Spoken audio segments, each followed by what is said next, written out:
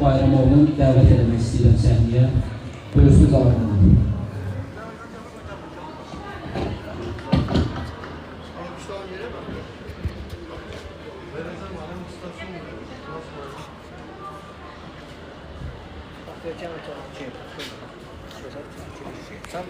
Matılmışım.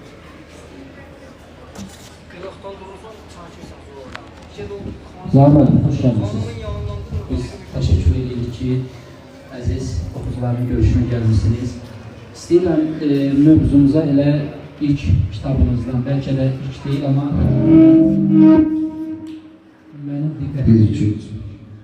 mənim diqqətimi daha çox çəkən Fədailər əks gücündə adlı kitab diqqətimi çəkdi. Necə oldu ki, bu fədailər ideyası gəldi, fədailərin ərsəyə gəlməsi, ümumiyyətcə onun motivləri istəyərdim elə bundan bir giriş verəsiniz, ardın digər kitablardan sonra verəcəksiniz. Deməli, bu fədailər kitabı yazanda, bu mən bir seriya kimi düşündüm. Yaşmışsan, 4 kitab olacaq, hal-hazırda biri yayınlanır, 3-cü kitabında biz yazır burada. Fədailər əks sözüm, sentyabrın 30'una qədər. Bizim əks sözümün başlanması, müharibənin başlanmasından sentyabrın 30'una qədər əhatə edirik. Seriyanın 2-ci kitabı ölüm mələşləri olacaq. Biz hal-hazırda bunu yazmağa başlamışıq. Orada bizim istiqamətçi, hal-hazırda istifada olan 3 polkovnik, Seyidov, Mərzarov və Kərimov, bir də həmin əməliyyatda iştirak edən digər zabit vəkilcilər köməkləşib yanlarının intensiv informasiya dəstəyi ilə yazıldı bu kitabı və sırf xüsusi təyinatlıların 44 Vətən müharibəsində həyata keçirdiyi döyüş əməliyyatlarından və qəhrəmanlıqlardan bahsedəcək. Seriyanın üçüncü bu ölüm mələşlərini biz inşallah Zəfər günündə yetişdirməyə planlaşdırırıq. Seriyanın 3-cü kitabı olacaq Zəfər. Bu da noyabr ayının 1-dən Şuşa şəhərinin işğaldan azad olunması tam ki, Qarabağ paralında, Qabulun önündə qədər şükürlər ediləcək. Və seriyanın 4-cü, sonuncu kitabı olacaq Bozonu. Bu da antiterror əməliyyatı ilə bağlı olacaq. Azərbaycan arasındakı Bozonanın ləğv olunması və bütün Azərbaycan arasında Azərbaycanın dövlət suverenliyinin bərpasını əldə ediləcək. Bu seriya içərisində olduğuna düşündüm ki, bu müharibədə iştirak edənlər özlərinin vətən torpağına fəda elədiklərinə görə seriyanın ümumi adı Fədailər olsun. Yəni, bunun adını Fədailər olmalı, bununla bağlı. Kitab 2023-cü ildə yayınlanır. Bundan razı satışlardır. Bu da səhiyyə edilmişəm. İstəyən oxucularımız götürüb baxa bilər. Fədailərin adı bu da. Çox sağ olun, təşəkkür edirəm. Biz kitabın qapağında da azad Şuşamızı görürük və biz qəhrəman əsərimizi eyni zamanda da Azərbaycanın davranı görürük. Təşəkkür edirəm ki,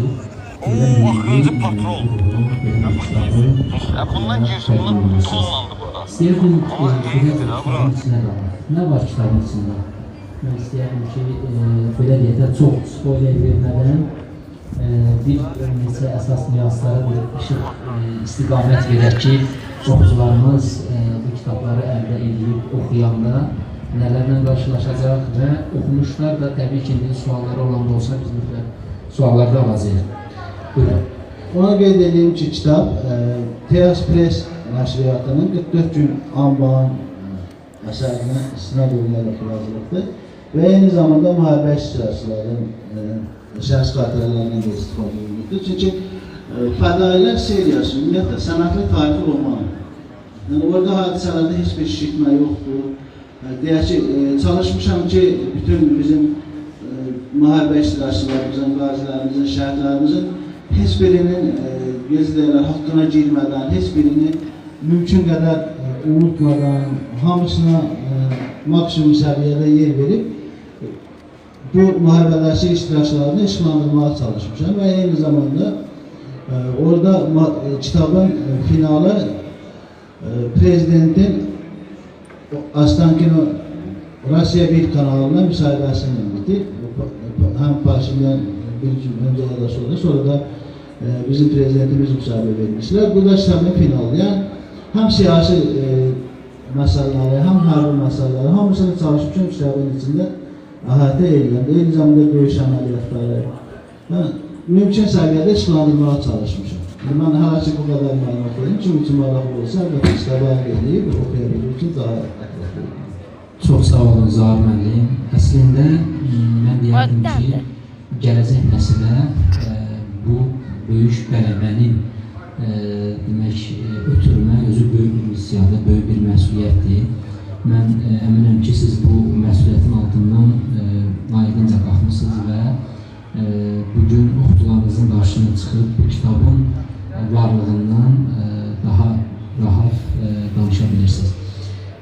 Əslində dediyim kimi, yəni yazıçılıq özü bir missiyadır.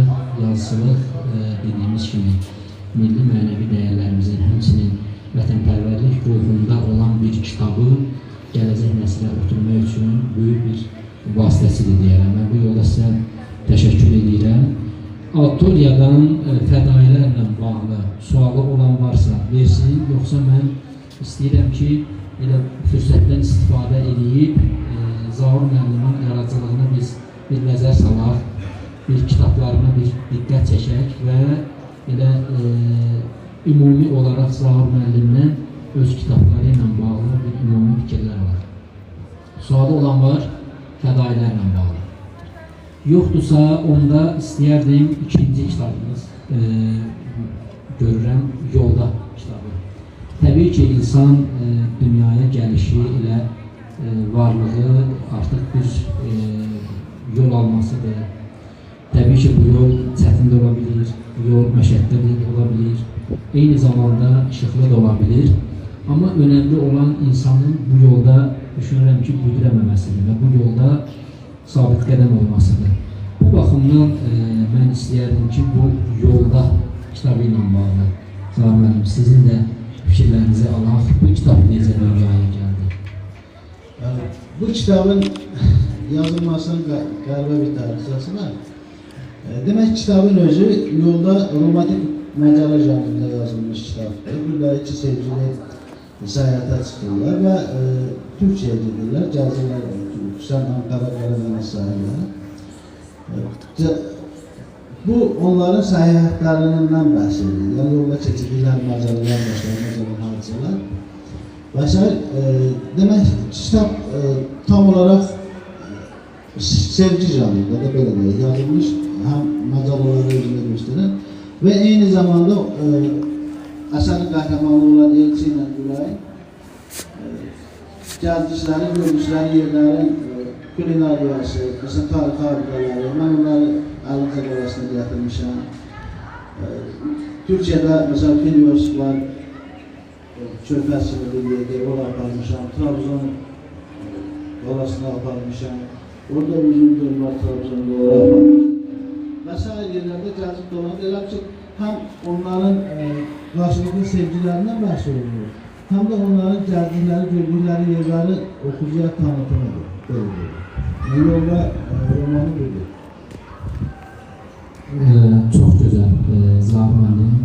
Əslində biz elə bilirik ki, təbii ki, yolda müxtəlif hadisələr baş verir. Bu hadisələrdən elə ən gözəllərindən biri də təbii ki, sevgidir. Mən əslində istəyərdim sizin elə sevgi demişkən bu məsələyə də bir münasibət bildirəsiniz. Çünki siz eyni zamanda vətənpərvər ruhlu bir yazıcısınız. Sevgi tək belə deyək də əksdirsən olmalıdır. Yoxsa bu sevgi cəmiyyətə, ictimaiyyətə, eyni zamanda belə deyək, bugünümüzlə əlaqələnirsək, maarifçiliyə. Sevgini necə bölə bilərik? Bir yazıcı kimi istəyərdim ki, sevginin bölünməsində biz necə o ədalət prinsipini necə qoruyaq ki, biz tək sevgimiz bir tərəfli olmasın da, bir sevgi, mesela bir sevginin limiti var mı? Sevgi necə? Mən düşünmürəm ki, sevginin limiti var. Sevgi limitsizdir. Sadəcə olaraq sevginin qanatlarının yerini bilmək və qorumaq lazım. Deyək ki, sevgi var, qarşı dinsə sevgi, anaya sevgi, vətənə sevgi, işinə sevgi, bağlılıq. Bunların içinde bence en ehemmiyetli ikisidir bu sevgiler. Bir vatan sevgisi, bir de işine, emeğine, çalıştığı sahaya, peşasına karşı sevgidir. Ahlaklı olmaktır. İşte ki, eğer bir insan iş ahlakı varsa, o işine bir dəqiqə yetişmez, işinden 5 dəqiqə tez çıxıb getmez. Ona tapşırılmış işi, vəzifəni, hər şey maksimum səviyyədə məsuliyyətlə yerinə yetirərsə, şimdi bizdə belə deyilik ki, özünə söz gəlməz. Bu sadəcə özünə söz gəlmək məsələsi deyil. Bu, həm də insanın işinə olan bağlılığının sevgisini göstərisidir. Deyək ki, bir insan əgər kamildirsə, işinə münasibəti, sevgisi, iş əxlaqı, həm də onun deyək ki, məsələn, qarşı cinsə sevgisi də eyni səviyyədə olur, vətən sevgisi də eyni səviyyədə olur. Onun ailəsinə, anasına və övladına və digər valideynlərə olan sevgisi də. Yəni, əslində, eyni etalon olmuşlar. Stop. Devlet yapsınlar. İş əxlaqı yoxdursa, yəni, deyək ki, işində məsuliyyətsizdirsə, işində varmalarası yanaşırsa, bu digər sahələrdəki sevgilər də eyni qalırdır, varmalarası yanaşır. Məsələn, deyək ki, hansısa bir qarşı cinsinə sevgisi də onun varmalarası olacaq və ya deyək ki, valideynlərinin, övladlarına sevgisi də kifayət qədər yüksək səviyyədə olmuyor.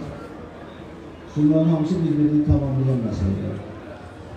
Çok sağ olun belə geniş məlumatı vermək.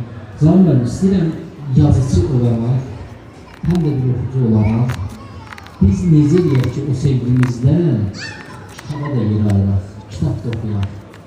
Kitaba daha çox yer ayıraq, çünki belə deyək də hər müəllifin özünün bir pəncərəsi var, öz pəncərəsindən baxar. İstər sevgi məsələlərindən, istərsə də digər məsələlərindən. Sağ olun. Belə olan halda siz bir yazıcı olaraq insanları necə səsləyir? Ümumiyyətcə, nə tövsiyə edirsiniz ki, insanlar bu sevgilərində kitaba da yer ayırsınlar? Məncə, deyək ki, insanın yaşından və səhətindən asılı olmuyor. Hər bir insanın iki şeyə diqqət edilməlidir. Birinci, insanın qarşısında hədəfi olmalıdır. Deyək ki, mən bunu eləyəcəm, ya işinlə bağlı, peşəsinlə bağlı, nə iləsə bağlı. Axır ki, insanın bir hədəfi olmalıdır. Deyək ki, sən tələbədirsən, o qarşısında bir hədəf qoyulmalıdır. Məsələn, orada ən yüksək səviyyə nədir? Yəni, onu çata biləcəyi ən yüksək səviyyə nədir? Səbirlə, əzmlə mübarizə aparmalıdır. Burada birinci dərəcədə önə çıxan məsələ əzmkarlıq məsələsidir. Yorulmaq, qayıtmaq olmaz. Şimdi ki, bu vədə bizim nümunələrimiz çoxdur. Əgər bir insanda əzmkarlıq varsa, o insan üçün heç nə çətin deyil. Həyatda hər bir şeyin öhdəsindən gələ bilər. Deyək ki, məsələn, mən özümdən misal çəkim, yazmağa başlayanda mən inanırlar ki, yazıb çox az idi. Deyirsən, mənə deyirsən, güzel deyirsən, məşələ olacaq. Tutaq ki, mənim üçün yazmaq da çətindir. Niyə çətindir? Beyində hazırdır, amma beyində hazır olan düşüncəni virtual kağıza köçürmək məsələsi problemdir. Çünki mən deyək ki, bir adı öldü, təxminən hələ indi öyrənmişəm, 30 dəqiqədən artıq çəkirəm. Çünki mən suallarımın 2 barmağı ilə yazıram. Bir də səslə, ilə biraz çətin olur, problemlər olur. Və deyək ki, mətni yazırsan, arxası yadından çıxır. Sonra düşünürsən, mən nə yazacaqdım, burada sonra qəlbətlərimdə. Amma əzm eləmək lazımdır, əzmkarlıq eləmək lazımdır. Bugünkü gün mən özüm şəxsən 9 kitabım vardır. Məsələn, kitablarımdan biri 2021-ci il dekabrında Türkiyədə yayınlandı. Və bu, mənim üçün bir qürur vəsiləsi oldu. Niyə? Çünki Türkiyədən qayıtdıqdan sonra Azərbaycan məni cəmiyyətə, ictimaiyyətə Azərbaycan ordusunun mübarək simvası kimi təqdim edir. Bu mənim üçün ən böyük qürur oldu. Yəni, əsas odur ki, bir şeyə inan, qarşına hədəf qoy və əzmkarlıq eləmək. Hər şey yoluna gəlib düşəcək, hər şey həll olub gedəcək. İkinci məsələ, zaman məsələsidir. Hər insan özü üçün zamanı bölməlidir. Məsələn, bizim gənclərimizdə, deyək ki, mən özüm də arada TikTok'a girirəm, digər sosial şəbəkələrdə, Facebook, Instagram və s. Adam başını qatır aldadır, bir də baxsan ki, saatlar keçir. Amma biz zaman məsələsini həll eləsək, yəni zamanımızı düzgün bölə bilsək, bizim 24 saat uzun bir zamandır. 24 saatin içinde bizim hem təhsilimize ayırmağa vaxtımız olacaq, hem evlatlarımıza, valideynlərimizə, sevgilimizə, gəzməyimizə, dolanmamıza, mədəni istirahatımıza, hem de bizim bədii ədəbiyyatla məşğul olmağa vaxtımız olacaq. Ayrıca kitap okumaq, bunu həkimlər də təsdiq edirlər ki, elektron vasitələrdən deyil, birbaşa kağızdan kitabı okumaq insanın beyin gelişlərini inkişaf elətdirir. Yəni, bu baxımdan da kitab okumaq üstünlükləri var. Məsələn, mən özüm də kitab oxuyuram, bədi ədəbiyyat. Amma mən Boğaziçi Üniversitetinin bir saiti var, GETEM Boğun Edu.tr, belədir saitin adı. Orada mən 2001-ci ildə edirəm. Orada səsləndirilmiş kitablar var, PDF kitablar var, Word versiyasında, yəni hər versiya kitablar var, xüsusən dünya klasikləri. Burada 100.000-ə yaxın kitab var. Dərsliklər, tasavvur kitablar, sosiolojiya aid. Məsələn, istənilən mövzuda kitablar var orada. Bizim yazarlardan Cəlil Məmmədquluzadənin əsərləri var. Orada bir də Zaur Əliyev, tarixçi, onun İskit tarixi romanı var. Bir də mənim orada adını sən qoyur, Türkçəyə yayınlanmış kitabı var orada. Özüm də qatım var. Orada məsələn deyək ki, mən qısa müddətdə 1000-dən artıq kitab oldum. Deyək, Dostoyevskinin bütün külliyatını okudum. Jekyll'in gözəl bir romanı var idi, onu okudum. Jekyll'in bütün külliyatını təşkil okudum. Çingiz Aytmatovun külliyatını, Tolstoy'un romanlarını, xeyli hissəsini, məsələn, Anna Karenina'nı mən oradan dinlədim. Şoloxovun külliyatını, ya Victor Hugo, sonra bir tane de Fransız yazıcısı var idi, adı yadımdan çıxır, Jean-Jacques Rousseau, məsələn, filosoflar üçün belə vaxt istədiyin qədər tapa bilirsən. Əgər insan qarşısında məqsəd qoyuşdan bir kitabı oxumayım, indi mən bir maraqlı əhvalatdan işarəcəm, başarılısı olmasın. 2001-ci ilin aprelində mən Spiralli İşsəli Adresədə xidmət edən vaxtda Sumqayıt'a getmişdim. Orada bazarın yanında tramvay xətti, o xətt indi sökülür. Xəttin böyüdüyü bir qəzet köşkü var idi. Yaxınlaşdım qəzetə, amma gördüm ki, bu krel qrafikası ilə kitablar yaratılır. Orada bir qalaq xeylə qəzet köşkündə. Dedim, qardaş, kitablar neçə? Dedi, bilməmləri. Yəni, 1000 manatı, o var. Götürdüm bir seçdiyim kitablardan, məsələn, Tom Dayın Daxması, Quentin Dorward, Aeroport, Qaraqapılar və s. Kitablarda 23 kitab seçdim. Bunun pulunu verdim, getdim və ayın tamamını həmin kitabları tıxamışını oxumuşdum. Siz düşünün ki, deyək məsəl üçün, xüsusi təyinatda hərbi hissədə xidmət edən hərbi qulluqçu bir dəqiqə vaxtı yoxdur da. Bütün günlü təlimlər, ağır təlimlər, iş güc. Mən buna baxmayaraq, deyək ki, Tom Dayın Daxması təxminən bir 600-700 səhifəlik romandır, böyük romandır. Quentin Dorward təxminən 200 səhifəlik Walter Scott'un romandır. Qaraqapılar Əzbəndə müəllifi tam yadımdan çıxın, bu da yenə ayrı böyük işləri. Bu 23 kitabı mən bir ay oxudum, tutardım, 2-ci dəvə getdim. Yaxınlaşdım, başladım yenə kitablardan seçməyə. Sadıcı mənə dedi ki, 7-ci çəsini götürmüşüm. Qardaş, kitabın qiyməti qalıb. Dedim, necə? Dedi ki, 5 manat. Dedim, qardaş, sənə bir samanlar aparıb satıram. Kitabın gördüm, yeni götürmədim. Belə hadisen, yani sözüm bana canlı, eğer insan istersen bir şey okumağı, öğrenmeye başlamasını koysa, onun için hiçbir problem yok. Her şey elleriyle. Sadece olarak 2 şey lazım. Bir, karşılarda koysun. İkincisi zamanını düzgün tanzimlesin. Çok sağ olun Cavab müəllim. Belə məlumatına görə siz bu xüsusi təyinatlardan danışdınız. Biz bilirik ki, bizim hərbiçilərin o disiplini var. Onlar hər şeyə vaxt ayırır və sizin də bu məsələyə diqqət çəkməyiniz, eyni zamanda bu da aslında bu prosesin iştirakçısı olmağınız da bir nümunədir deyə düşünürəm. Bir daha təşəkkür edirik ki, həm vətənpərvərsiniz, eyni zamanda bu duyğuları, bu hissləri siz özünüzdə saxlamışsınız və bunu yazılı ədəbiyyata götürürsünüz və sizin bu fikirlərlə də bizim dəyərli oxucularımız da demək yararlanır. İndi isə istəyərdim ki, 3-cü kitabımız Yal Uzaq. Bu kitabı tarixindən istəyərdim danışaq. Mən Yal Uzaqla başlamamışdan öncə, mən orta məktəbdə müəllimlərimin, demək, insanın müəllimlərindən istəyirəm biraz danışım. İnsanın təlimində, tərbiyəsində 6 yaşında, 7 yaşına kadar bir nömrə var görünür. 6-7 yaşından sonra müəllimlərin böyük əhəmiyyəti var bir insan formalaşmasında. Yəni insan olaraq formalaşmasında böyük əhəmiyyəti var. Mənim orta məktəb müəllimlərinə, riyaziyyat müəllimi, Məhəmməd müəllim buradadır, bilmirəm, başqa müəllimlərdən də gələn var. Mən istəyirəm bizim izləyicilər Məhəmməd müəllim alqışlasınlar. Çünki mən onların sayəsində bir sizə varıq tapmışım. Təşəkkür edirəm burada Məhəmməd müəllim. Həm iştirak elədiyindən mənə dəstək olduğuna görə, həm də ümumiyyətlə müəllimim olduğuna görə. Var olsun da. Zahir müəllimdən istəyirəm elə yargızağa keçməmişdən sizin Məhəmməd müəllimə də bir söz verək. Ümumiyyətcə Məhəmməd müəllim də sizin o belə deyək də o tələbəlik dövründə o disiplinizdə sizin ədəbiyyata, vətənpərvərlik və bunun kimi mövzularda istəyərdik ki, Məhəmməd müəllim də öz fikrini səsləndirsin bizim üçün. Siz zəhmət çəkmirməli mikrofonu gətirirlər bura.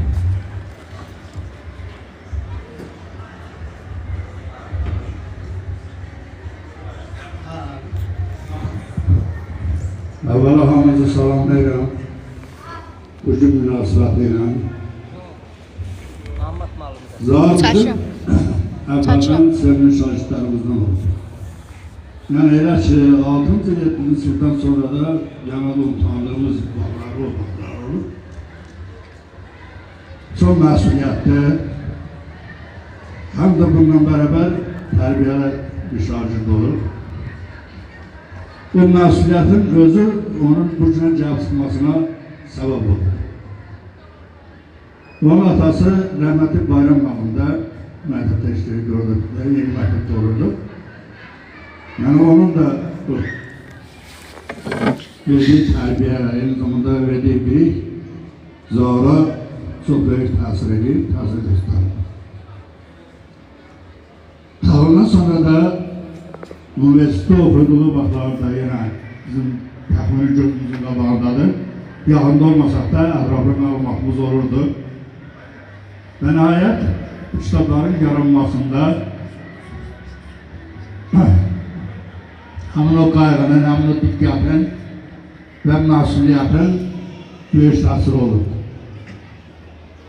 Zahir təbrik edirəm, daha böyük uğurlar arzulayıram. Arzu edirəm ki, bundan sonraki həyatının, bundan sonraki dövrlərdə daha mükəmməl, bundan da mükəmməl əsərlər yaradasın və ailə üzvlərinizlə bərabər xoşbəxt olasınız. Sağ ol. Çox sağ olun, Məhəmməd müəllim. Təşəkkür edirik sizə. Biz bir daha emin olduq ki, Zahir müəllimdə gücü, ilhamı elə müəllimlərindən də alır. Bir daha sizə təşəkkür edirik ki, biz həmişə belə deyək də, mən özüm naşirəm, Qədimli Nəşriyyatın direktoruyam. Eyni zamanda deyərdim ki, Zahir müəllimlə bir cəbhədəyik. Biz hamımız kitab, maarif bu yolunda əlimizdən gələni edirik.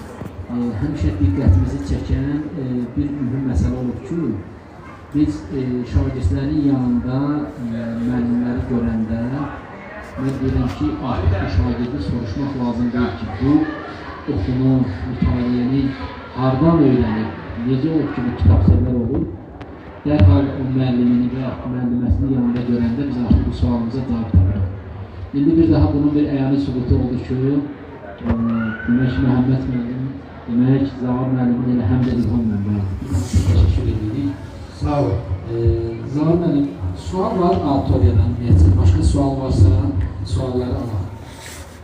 Yoxdursa biz onda burada masamızın üzərində Yalquzaq adlı bir kitab var. İstəyərdim ki, Zahir müəllim elə onunla da bağlı bizə bir məlumat versin. Biz onunla da bir qiyamlı tanışlığımız olsun. Əslində düşünürəm ki, auditoriyada olan demək iştirakçıların çoxsu bu kitabları əldə edib və mütaliə edib. Biz istəyərdim ki, bir daha diqqət çəkək Yalquzaq mövzusuna.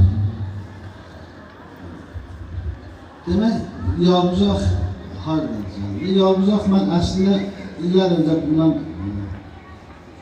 illər öncədən düşündüyüm, beynimdə fikirləşdiyim bir kitab idi. Daha doğrusu bir neçə kitab var idi mənim başında yazmak istedim, çağda geçirmek istedim. Biri sırf bizim kendine bağlıydı, bizim öz evimizle bağlıydı. Bu adı Üşüyen Ev'di. O romanı yazmamışım. Üşüyen Ev'den çıkıp Azerbaycan'ın belki 20. asırdaki tarihini kadınlaştırmış şartında kısmet olsa yazıldı.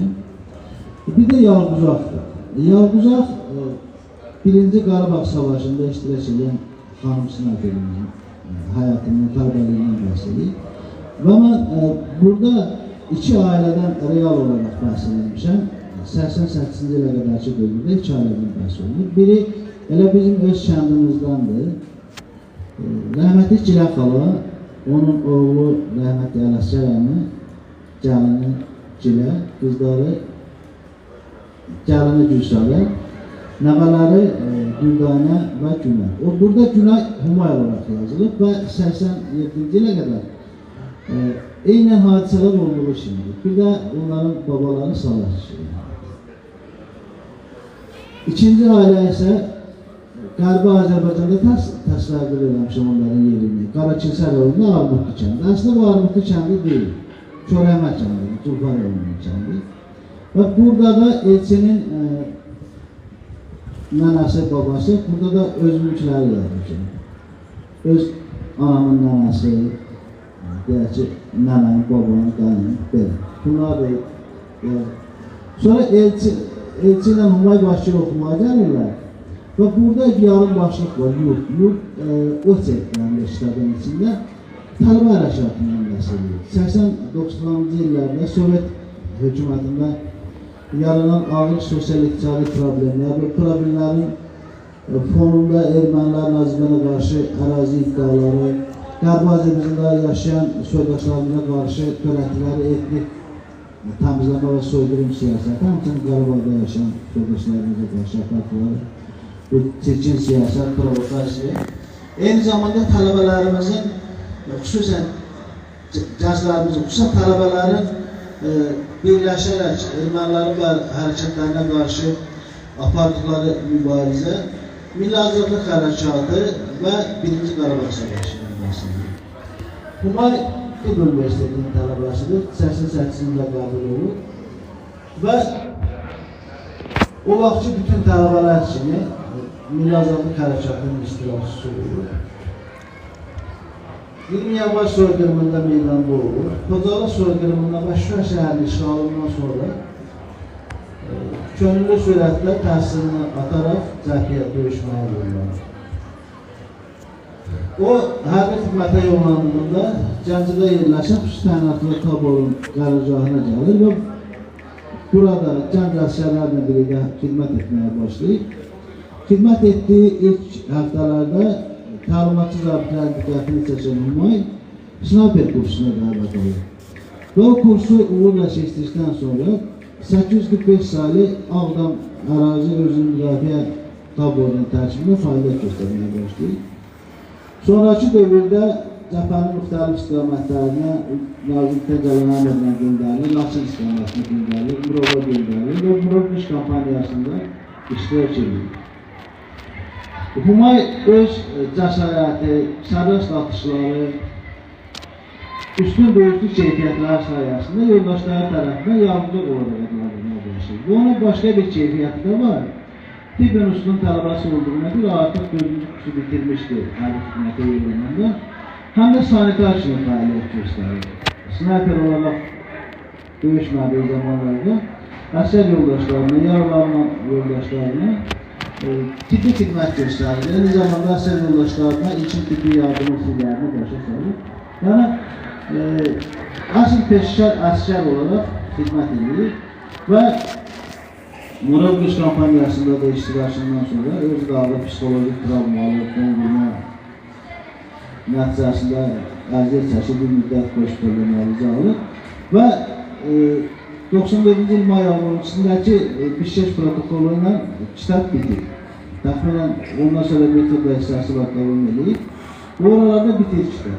Bu Yalguzağın da ikinci hissəsi olacaq inşallah. Yalguzağın ikinci hissəsində Humayın həkim təhsilində bitirək dövrdə və vətən müharibəsindəki könüllü olaraq müharibə yapılıb, snayperçinin göstərdiyi fəaliyyətdən bəhs edilir. Bizim birinci Qarabağ Savaşı'nda xanım döyüşçülərimiz var idi. Onlardan biri olan hal-hazırda Sarık döyüşçülərində çalışır. Polkovnik Aliya Piriyeva. Mesela bu kitabın yazılmasını Aliya Piriyeva informasiya dəstəyi sonra Polkovnik Nazarova informasiya dəstəyi. Bir də kitap daha yaxşı, daha keyfiyyətli çıxsın deyə mən burada ixtisas redaktörünün istifadə edirəm. Şimdi bizim ədəbiyyatımızda mən çox fazla rast gəlirəm ixtisas redaktörü. Məsələn ki, mən özüm keçmiş hərbiçi olmağıma baxmayaraq, elə şeylər var ki, hərbi ilə, ordu ilə bağlı, mən hər şeyi bilə bilmərəm ki, kimsə hər şeyi bilə bilmər. Deyək ki, bir snayperdir, snayperin o atış məsələləri var, hesablamaları var, güllərin çox sürəti var, taşınız bucağı var, hava temperaturun daxili var, nəmin, rütubətin, dumanın, snayperin gülləsini hər şeyin, güllərin uçuşuna bunların hamısı təsir edir. Ona görə mən Azərbaycan Silahlı Qüvvələrinin peşəkar snayperi, Vətən müharibəsi iştirakçısı və Belarusiyada keçirilən beynəlxalq ilin snayperi yarışmasının Brüs mükafatçısı Elbrus Məhərrəmoğlu Nəsibovun köməyindən istifadə eləmişəm bu hesablamalarda dərkini əldə eləmək üçün və o mənim ixtisas edildir. Bu çox dəstəklidir. Mən buradan ona da təşəkkür edirəm. Kitabımıza mənə bu qədər elə bilirəm ki, artıq oxucuların bizləri işlər bərəkləsinə daha yaxşı. Çox sağ olun, təşəkkür edirəm. Siz burada kitabda görürəm, demək, döyüş və kəşfiyyat, öz üzərində qələbə, adını sən qoy, bu ki, Türkiyədə Türkiyədə. Demək, Qarabağ kitabıda, elində, Alabaş, biz də adını sən qoyun Azərbaycancası. Mən əslində izləyicilərimizi də görmək istəyirəm. Düşünürəm ki, Zaur Bayramoğlu'nun yaradıcılığı ilə daha yaxından tanış olmaq üçün biz bu kitablara diqqət etməliyik, kitabları əldə etməliyik. Əslində elə müəllifimizi də görmək istəyirəm. Auditoriyada sualı olan varsa buyursun. Yoxsa istəyərəm ki, Zaur müəllim xülasə olaraq, son olaraq ümumiyyətcə bu sərgi ilə bağlı, bu testlə bağlı fikirlərini də almaq, ondan sonra keçək imza mərasiminə. Deyək, Zaur müəllim etiraz eləmirsən. Yox, buyurun. Onda zəhmət olmasa yaxınlaşın, kitablarınızı imzalatdırın, imzalamada müəlliflə şəkillər də istəsəniz çəkdirə bilirsiniz. Zaur müəllim, bir daha təşəkkür edirik. Çox sağ olun. Sizə minnətdarıq ki, bu dediyimiz kimi vətənpərvərlik hisslərini aşılayan, keçmiş bir zabit olaraq və gələcək nəsilə bu demək hissləri, duyğuları, bu gələcək nəsilə götürürsünüz yazılı ədəbiyyatda. Mən bir daha təşəkkür edirəm. Var olun, buyurun. Artıq söz. Bayram müəllim, sözünüz varsa buyurun.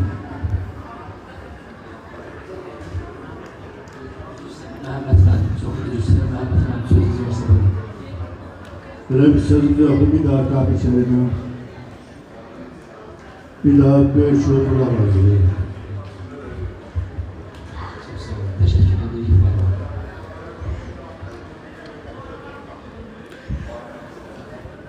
Yox, mən sadəcə olaraq təxirən təşkilatçılarına təşəkkür edirəm. Həm bu saat medəndə belə gözəl bir tədbir keçirilən oxucularla görüş təşkil olunması biz yazarlar üçün də həm bir stimuldur, həm də belə deyək də qarşılıq fikir müəyyəsi olur. Oxucunun nə istədiyini insan anlaya bilir belə tədbirlərdə. Buna görə mən təşkilatçılara öz səmimi minnətdarlığımı bildirirəm. Çox sağ olsunlar. Biz də təşəkkür edirik Zaur müəllim. Biz də nəşr olaraq, kitab adamları olaraq biz getdiyimiz hər bölgədə yerli yazarları görəndə, yerli yazıları görəndə ümidimiz daha da çoxalır və həmin elə bölgənin, həmin şəhərimizin oxucularının təravətli qalması üçün biz düşünürük ki, elə yerli yazılarımıza ehtiyac var və bir daha bu sahədə olduğumuza görə bir daha sever olduğumuza görə biz sizə təşəkkür edirik. Buyurun, artıq növbə imza mərasimindədir. Kim istəyirsə yaxınlaşsın, kitablarını imzalatsın. Eyni zamanda da kitabları haqqında edə bilərlər. Burada Teas Press yanında Ziya Məlimci İstanbul'da. Orada deməli Ziyalı. Ziyalı deyilmi? Bəli. Ziya, bəli. Ziyalı nəşriyyatı var, orada stendi var. Kim istəsə yaxınlaşıb orada Canlı bağlayaq.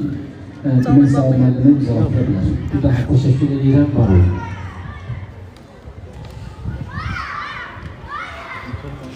Sonra bir tane kitabımızı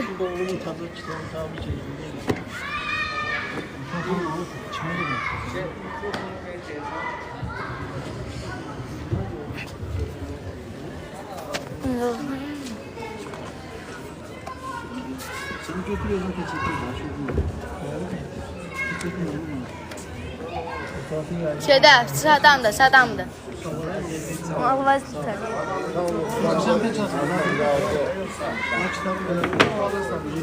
Burası ne bu?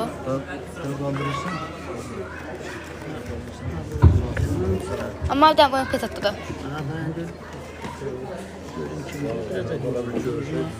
Salam Allah.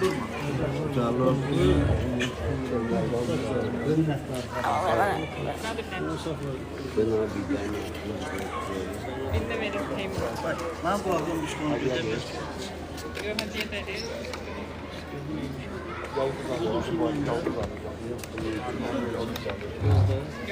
Sağlıktan yok. Buyurun.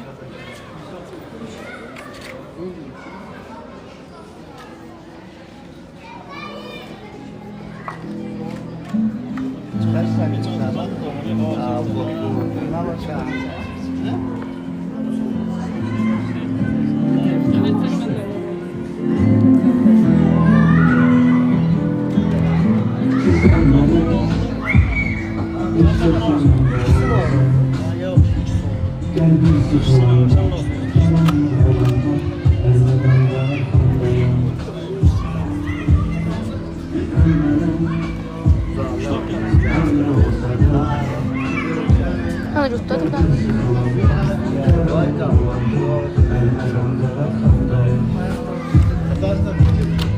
Sen bir komplekt alırsın işte. Almışam bir halinde. İkisini almışsın. Birini de daha. Güller malları.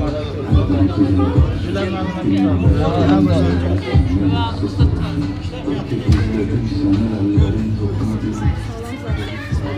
Ay insanlar, acılar insanlar. Değişir nokta durun. Ay kız size dediler can sabah kapanmasınlar ya. İmtinay.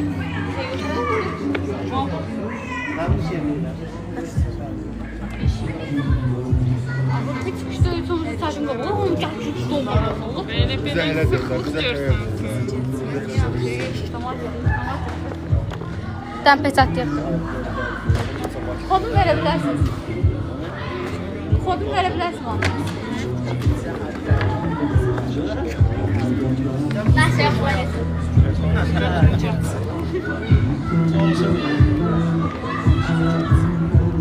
Yolda da ver değil mi? Ama yolda da ver. Yolda. Yolda ver değil mi? Olmaydı.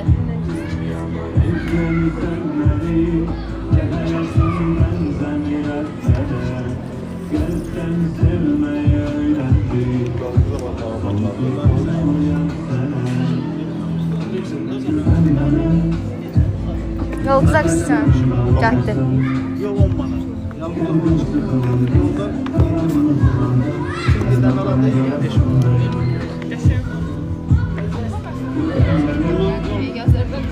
Hans bir de 25 manatda komplekti. Sonra mı? Komplekt 25 manat.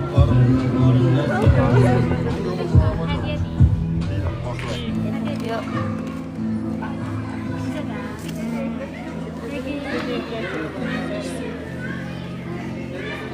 Günler burada be.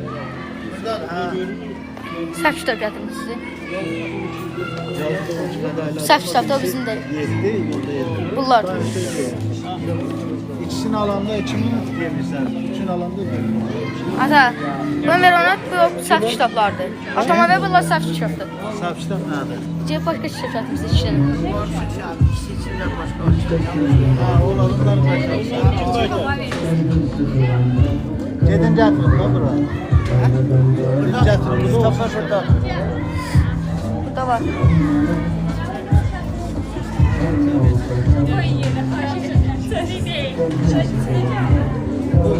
Şəşi sən. Bu cəm günün qızına bir şəşi çəkdirəyəm. Saspi. Baxın.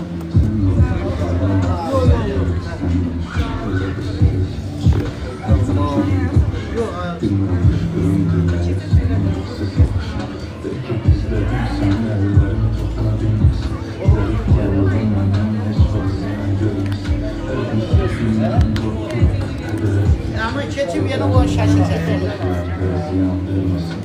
Pul verdin. Ana pul. Bir boğuldan pulu. Hani almalı bir bol. Tamam babam. Bir bolun müstakam oldu. Valla. Ama işi bilirsen abi. He? İşi bilirsen. Ben yol kulağımı dedim. Pullanı ta koydum buraya. Bana özel götür kardeş. Ben ya da söz vermişim.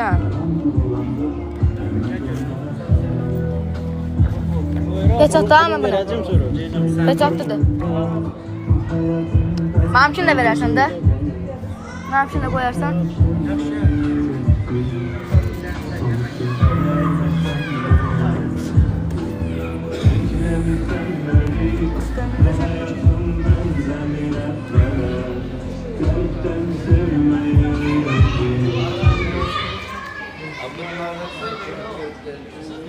O şeyleri söndürmeli.